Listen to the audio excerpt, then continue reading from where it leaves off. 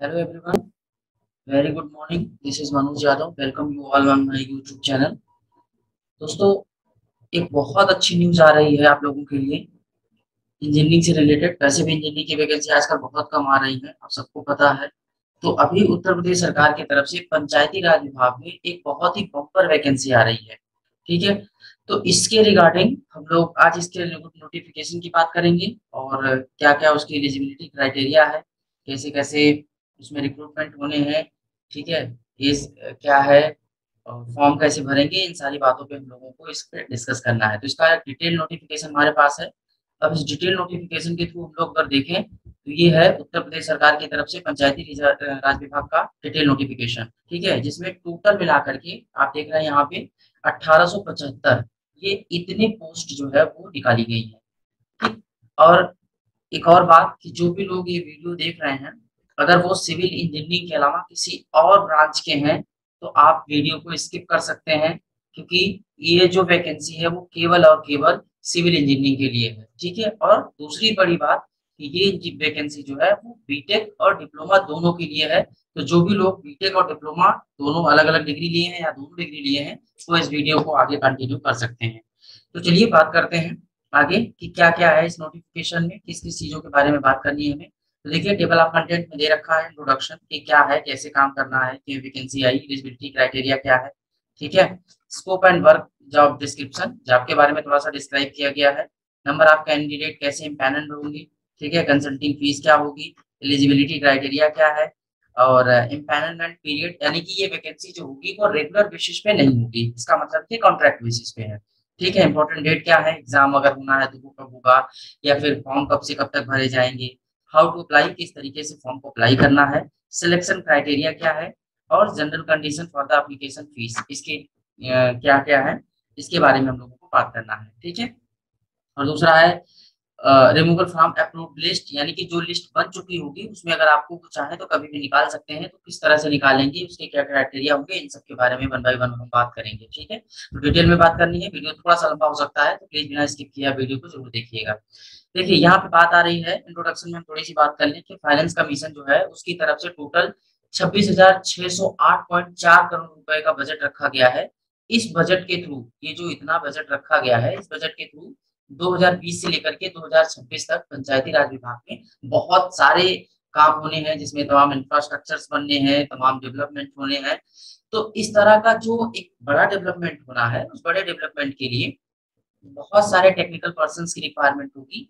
तो इसी technical persons की रिक्रूटमेंट के लिए गवर्नमेंट ने ये वैकेंसी निकाली हुई है। ठीक है, जिसमें जो टेक्निकल पर्सन्स होंगे, यानी कि जो इंजीनियर्स होंगे, उनको कंसल्टिंग इंजीनियर कहा जा रहा है, तो उनको यहाँ पे रिक्रूट किया जाएगा। और वो रिक्रूटमेंट जो होगा वो डीओपीआर जो है वो डिसाइड करेगी, यानी कि डायरेक्टर ऑफ पंचायती राज विभाग जो है उनकी तरफ से ये डिसाइड होगा। और ये जो वैकेंसी होगी वो डिस्ट्रिक्ट वाइज होगी। ठीक है, इसमें कैंडिडेट जो होंगे उनको जो इम्पैनल किया जाएगा, यानी इनका रिक्रूटमेंट जो किया जाएगा वो एक प्राइवेट इंडिविजुअल आर्किटेक्ट की तरह, यानी कि एक प्राइवेट इंजीनियर के तरीके से, या आप ये कह सकते हैं कि एक कॉन्ट्रैक्ट इंजीनियर के जो तरीके से इनकी रिक्रूटमेंट इनका किया जाना है। यानी कि वो एक रेगुलर इंजीनियर के तरीके से या रेगुलर जॉब नहीं होगी उनके लिए, जो भी लोग होंगे। ठीक है, और उनका पेमेंट जो होगा वो उनके वर्क के बेसिस पे होगा, यानी कि जितना काम है उसी काम के हिसाब से आपका पेमेंट जो है वो गवर्नमेंट करेगी। ठीक है, अच्छा, दूसरी चीज कि इसमें जो ये वैकेंसी होगी, इसमें कभी भी आपको अगर आपका जो काम है वो जो डायरेक्टर ऑफ पंचायती राज विभाग है उनकी एक मॉनिटरिंग टीम होगी, और उस मॉनिटरिंग टीम के हिसाब से अगर आपका काम कभी भी उनको लगता है कि सही नहीं चल रहा है तो आपको किसी भी टाइम बिना नोटिस के वो वहां से रिमूव कर सकते हैं। ठीक है, चलिए बात करते हैं एलिजिबिलिटी क्राइटेरिया की। तो यहाँ पे देखिए, इसका नाम रखा गया है कि आर्किटेक्ट या कंसल्टिंग इंजीनियर जो सिविल डिपार्टमेंट के होंगे। ठीक है, पंचायती राज विभाग की तरफ से इनका रिक्रूटमेंट होना है, तो उसके लिए एलिजिबिलिटी क्राइटेरिया क्या रखा गया है। ठीक है, पहली बात इन्होंने देखिए यहाँ पे एक चीज स्पष्ट किया है, the empanelled architect consulting engineer या civil should not have fulfil the employment in any organization और कंपनी, यानी कि फुल टाइम एम्प्लॉयमेंट नहीं होगा इनका, ये पार्ट टाइम हो सकता है या कॉन्ट्रैक्ट बेसिस होगा।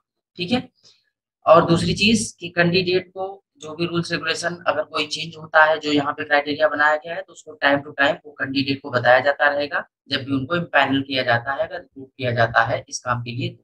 Scope of work and job description की बात कर लें कि क्या काम करना होगा, तो काम में ये है कि जो भी प्रोजेक्ट बनेगी उस प्रोजेक्ट का एक मास्टर प्लान बनाया जाएगा, उसकी डिटेल्स तैयार की जाएंगी, आर्किटेक्चरल डिटेल्स हो सकती हैं, स्ट्रक्चरल डिजाइन हो सकती है, उसके अलावा उसके क्या वर्किंग ड्राइंग होंगे, इस तरह के तमाम और भी काम होंगे जिनको आपको करना है। और इसके अलावा जो ये वर्क बताए गए हैं, इनके अलावा भी कुछ हो सकता है कि थोड़े से सिविलियन वर्क भी हो, उनको भी करना पड़ सकता है आपको, तो आप वहाँ मना नहीं कर पाएंगे इस काम के लिए, ठीक है। तो इसलिए अगर आप फॉर्म भर रहे हैं तो इन सब चीजों को बहुत ही गहराई से देख समझ लीजिए कि आपके नेचर को ये सूट करता है कि नहीं। अगर सूट करता है तो ही आप फॉर्म भरिए, अदरवाइज आपकी इच्छा, ठीक है। यहाँ पे देखिए broad scope of work in panel consultant are as follows, यानी जो भी कंसल्टेंट या इंजीनियर जो रिक्रूट किए जाएंगे उनके लिए क्या स्कोप होगा, क्या वर्क करना है। तो देखिए to prepare the estimation of work या project taken by the gram panchayat के थ्रू जो भी प्रोजेक्ट लिया जाएगा उसका एस्टिमेशन करना है, मैप लेआउट बनाना है, ठीक है, preparation of the MB of the work, ठीक। इसके अलावा other related civil work awarded by the gram panchayat, यानी ग्राम पंचायत से रिलेटेड जो भी अदर सिविल वर्क होंगे उसको भी आपको अलॉट किया जा सकता है, जैसे सर्वे करने चला जाना हुआ, कहीं किसी की काउंटिंग करनी हुई, कुछ और भी काम ऐसे, ठीक। Number of candidate to be empanelled, इसमें देखिए बहुत ही साफ तौर पे कहा गया है, it is envisaged to empanel around 25 architect या कंसल्टिंग इंजीनियर्स पर डिस्ट्रिक्ट, यानी प्रत्येक डिस्ट्रिक्ट के हिसाब से 25 लोगों को लिया जाना है, टोटल 1875 लेने हैं, और जिसमें पर डिस्ट्रिक्ट में 25 से ज्यादा कंसल्टिंग इंजीनियर्स उनको रिक्रूट नहीं करने हैं, ठीक है। और ये जो राइट है इसका, इसकी वैकेंसी को इंक्रीज करने या डिक्रीज करने का, वो डीओपीआर जो होंगे डायरेक्टर ऑफ पंचायती राज विभाग उनके पास होगा। वैकेंसी इसमें 1875 जो दी गई है वो घटाई भी जा सकती है और बढ़ाई भी जा सकती है, ठीक है। कैंडिडेट जो होंगे वो आपके डिस्ट्रिक्ट वाइज सेलेक्ट किए जाएंगे, और ये जो सेलेक्ट करने के बाद कैंडिडेट को डिस्ट्रिक्ट मजिस्ट्रेट को उनकी लिस्ट ऑफ दी जाएगी और वो उनको ब्लॉक अलॉट करेंगे उन इम्पैनल कैंडिडेट को, और वो ब्लॉक के हिसाब से जाकर के काम करेंगे। नेक्स्ट अब बात करेंगे कंसल्टिंग फीस की कि क्या कंसल्टिंग फीस होगी। तो कंसल्टिंग फीस में ये है कि उत्तर प्रदेश गवर्नमेंट ने ये डिसाइड किया हुआ है कि जो आपका प्रोजेक्ट का टोटल एस्टिमेट होगा, यानी कि जिस भी ब्लॉक में आप काम करेंगे उस प्रोजेक्ट में उसका एक टोटल एस्टिमेशन होगा कि कितने का ये प्रोजेक्ट है, तो उस प्रोजेक्ट के हिसाब से, ठीक है, यहाँ पे जो 2% होगा उसका वो फीस आपको पे करी जाएगी, ठीक है। और इस 2% में यहाँ पे देखिए लिखा हुआ है कि 1% फीस जो होगी डिजाइन एंड एस्टिमेशन प्रिपरेशन के लिए होगी, बाकी 1% फीस जो होगी वो एमबी बुक्स के लिए होगी, ठीक है।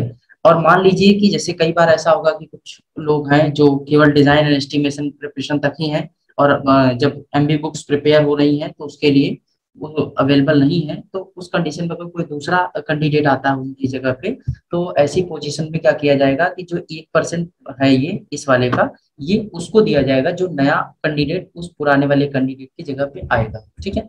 अब बात करते हैं एलिजिबिलिटी क्राइटेरिया की। देखिए पहले ही हमने बात की थी कि एजुकेशनल क्वालिफिकेशन में ये है कि आपके पास बीई या बीटेक की सिविल इंजीनियरिंग की डिग्री होनी चाहिए, या फिर 3 साल का डिप्लोमा होना चाहिए, या फिर बीआर की डिग्री होनी चाहिए, ठीक है। तो ये आपके एजुकेशनल क्वालिफिकेशन है, फुल टाइम डिग्री होनी चाहिए। और दूसरी चीज एज का है, तो एज आपकी 18 साल से लेकर के 65 साल तक हो सकती है, इसके बीच में अगर आपकी एज है तो आप इसमें अप्लाई कर सकते हैं, ठीक है।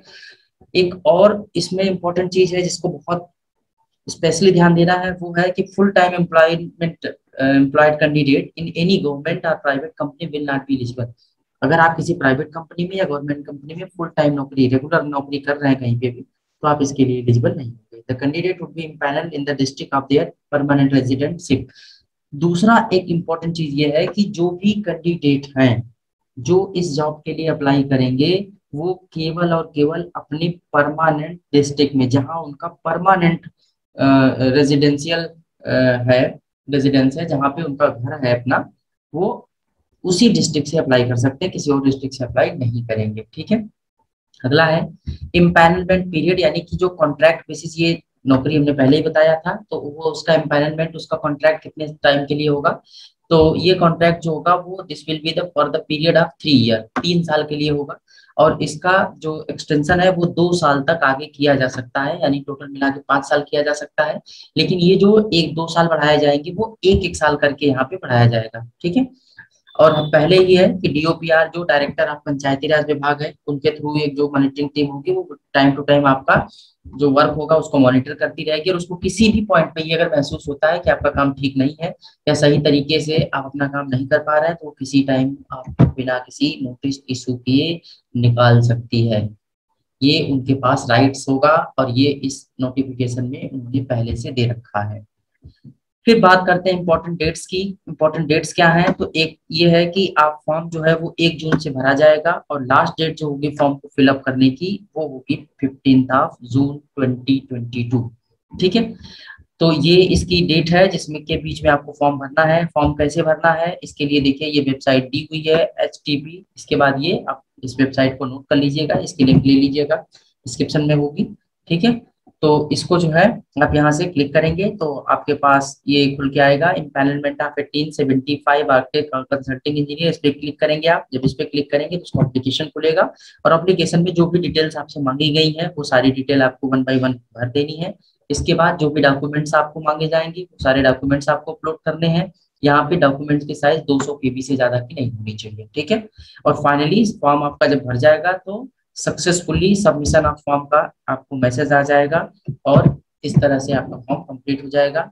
इस बात को आप इंश्योर करिएगा कि जो भी डिटेल आप दें वो किसी तरह से गलत नहीं होनी चाहिए। ठीक है, और आप किसी तरह का ऑफलाइन फॉर्म यहाँ नहीं भर सकते हैं, सिर्फ और सिर्फ ऑनलाइन फॉर्म को ही भरने की व्यवस्था है।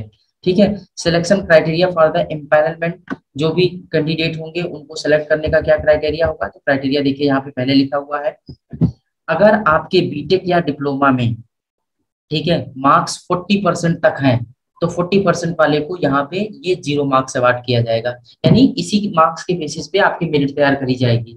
ठीक है, अगर आपके मार्क्स 41 से 80% तक है तो आपको 40 मार्क्स दिए जाएंगे। दैट मीन्स कि हर 40 के बाद 1-1% के लिए 1-1 मार्क्स। जैसे अगर आपके मार्क्स 41% है तो यानी 40 से ज्यादा एक है तो 1% आपको 1 नंबर दे दिया जाएगा। जैसे आपके मार्क्स मान लीजिए कि 79 हो गए, ठीक है, तो 79 40 से कितना ज्यादा है? 39 ज्यादा है, तो इसका मतलब आपको टोटल कितने मार्क्स अवार्ड किए जाएंगे? 39 यहाँ पे।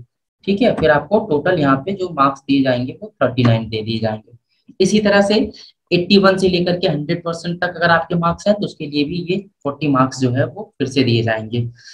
तो यहाँ पे परसेंटेज के हिसाब से आपके मार्क्स ये डिसाइड करेंगे। दूसरा ये है कि क्वालिफिकेशन के क्राइटेरिया के बेसिस पे अगर आप डिग्री होल्डर हैं, बीटेक हैं, बी हैं, बीआर्क हैं सिविल इंजीनियरिंग में, तो उस कंडीशन में आपको 20 मार्क्स दिए जाएंगे, और डिप्लोमा कैंडिडेट है तो आपको 10 मार्क्स दिए जाएंगे इसके लिए। ठीक है, डिप्लोमा वालों को 10 और डिग्री होल्डर को 20 मार्क्स दिए जाएंगे। दूसरा है एक्सपीरियंस के बेसिस पे भी मार्क्स है। एक्सपीरियंस आपका अगर 1 साल का है तो आपको कोई भी मार्क्स नहीं दिया जाएगा। इसके अलावा 1 से 2 साल का है तो 10 मार्क्स दिए जाएंगे, और आपका एक्सपीरियंस 2 से 3 साल का है तो 20 मार्क्स दिए जाएंगे, और 3 साल से ज्यादा है तो 30 मार्क्स दिए जाएंगे। टोटल मिलाकर के ये 100 मार्क्स बनेंगे। और आउट ऑफ 100 अभी इसमें सर्टिफिकेट के भी हैं, तो एनसीसी जो सी या स्टेट लेवल के हैं उसके लिए 5 मार्क्स दिए जाएंगे। और अगर आपके पास स्काउट गाइड का सर्टिफिकेट है तो 3 मार्क्स एक्स्ट्रा अलग से दिए जाएंगे। ओ लेवल सर्टिफिकेट है, नीलिट से आपने ले रखा है, या कोई कंप्यूटर कोर्स जो 1 साल से कम का है उसको अगर आपने कर रखा है तो उसके लिए 5 मार्क्स दिए जाएंगे। ठीक है, तो इस तरह से टोटल आपके मार्क्स बनेंगे 100, और इसी 100 मार्क्स के बेसिस पे जो भी कैंडिडेट्स होंगे डिस्ट्रिक्ट वाइज 25 कैंडिडेट लेने हैं उनको, तो उसी के बेसिस पे उनकी मेरिट तैयार होगी।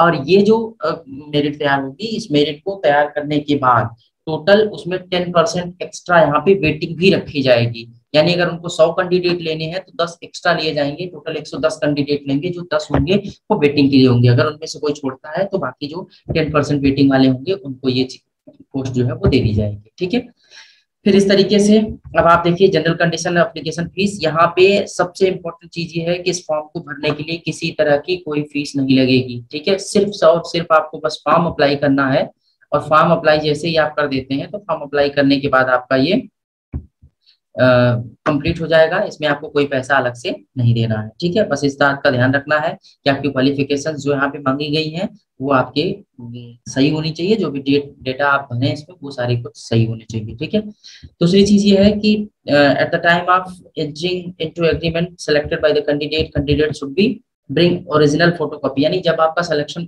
हो जाता है तो समय सारे आपके ओरिजिनल सर्टिफिकेट्स जो होंगे वो प्लस फोटोकॉपी जो भी है वो आपको लेके आनी पड़ेगी, और उसके लिए आपको बताया जाएगा कि कहाँ आना है। जिस डिस्ट्रिक्ट में आपका सिलेक्शन होगा वहाँ पे वो ब्लॉक स्तर पे करेंगे या जिस भी लेवल पे करेंगे, या फिर डीएम हाउस में बुला सकते हैं तो वहाँ पे भी आपको बुला करके ये चीजें वो करेंगे, तो इसके लिए आपको प्रिपेयर होकर जाना होगा अगर आपका फाइनल सिलेक्शन हो जाता है तो, ठीक है।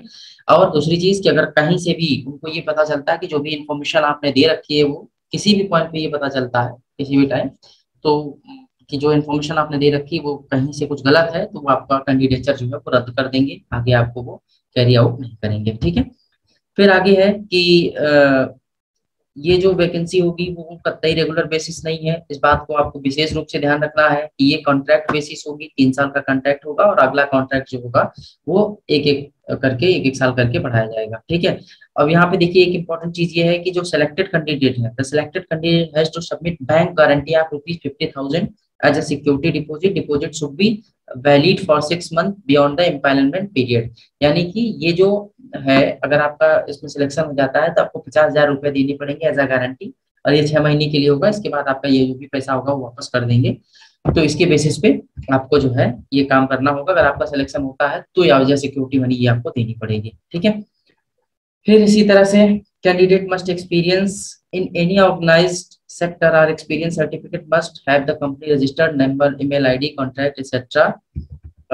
ये सब जो कुछ है ये सारे डिटेल आपसे मांगेंगे, वो आपको भरना है। Removal from the approve list, ये पहले हमने बताया कि अगर उनको किसी पॉइंट पे लगता है कि आप काम सही नहीं कर रहे हैं, या जो आपको वर्क दिया गया वो आपके वर्क से सेटिस्फाइड नहीं है, या एम्पैनलमेंट में आपने जो इन्फॉर्मेशन दी है वो इन्फॉर्मेशन गलत है किसी पॉइंट पे, तो आपको किसी टाइम वो वहां से रिमूव कर सकते हैं, ठीक है। तो ये थी कुछ इन्फॉर्मेशन जो आपको देखनी है। तो कुल मिलाकर के मोटा मोटा ये है कि वैकेंसी आपकी जो है वो रेगुलर नहीं है, कॉन्ट्रैक्ट बेसिस है, बीटेक बी या डिप्लोमा है सिविल से आप तो कर सकते हैं।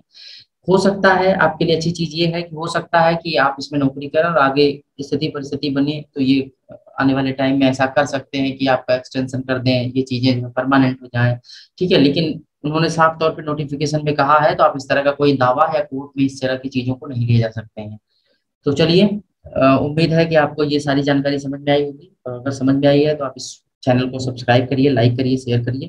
मिलते हैं अपने अगले वीडियो में कुछ नई इन्फॉर्मेशन के साथ। Thank you.